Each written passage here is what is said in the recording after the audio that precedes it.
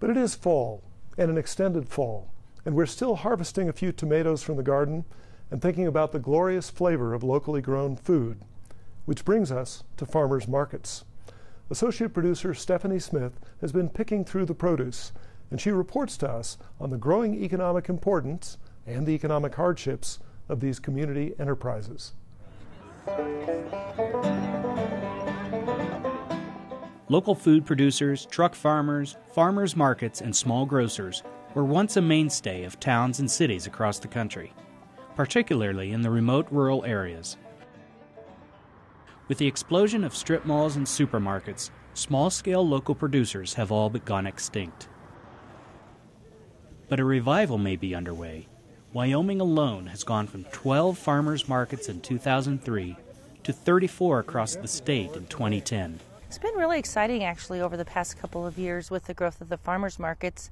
There are 2 farmers markets now in Cheyenne. There's 2 farmers markets in Torrington. We have winter farmers markets coming along. This year, we will have winter farmers markets in Pinedale, Cheyenne, Torrington, and Laramie. And Laramie will be the newest one coming on. In Cheyenne, the Tuesday farmers market that goes in the evening, they're actually moving to another venue this year because after 6 years, they have so many vendors that they're turning away that they need a larger venue. Jackson's another one I forgot to mention that has 2 farmers markets this year too, so it is really growing.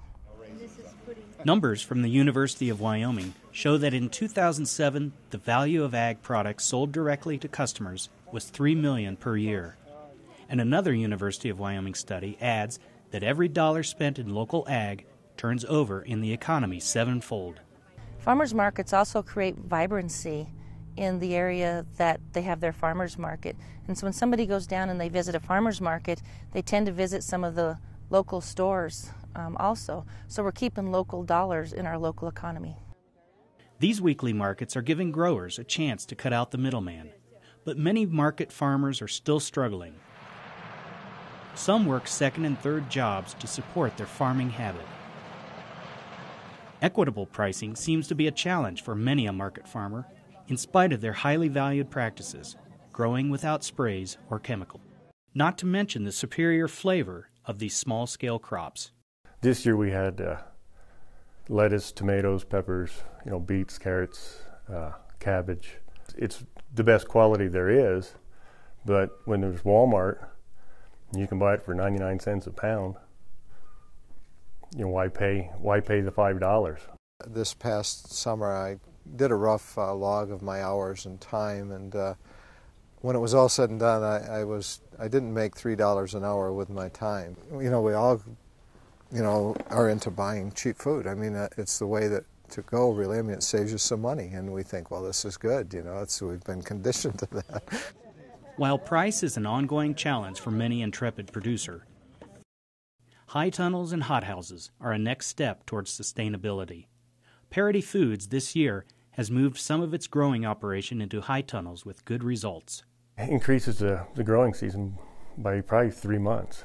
We started all our own plants in probably April, and we've had everything outside's been frosted now, so we have another month probably picking and growing. And if we can get more put in, we should have greens up until probably November, December, something like that.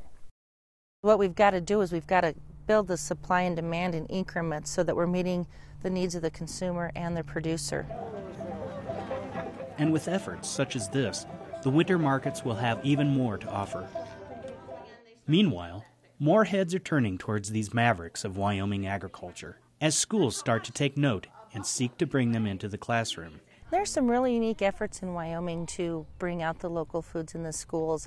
There are a couple producers up in the Afton-Thane area that are going into the schools and teaching the kids about vegetables, taking some vegetables in there and letting them snack on them, and then teaching them about vegetables.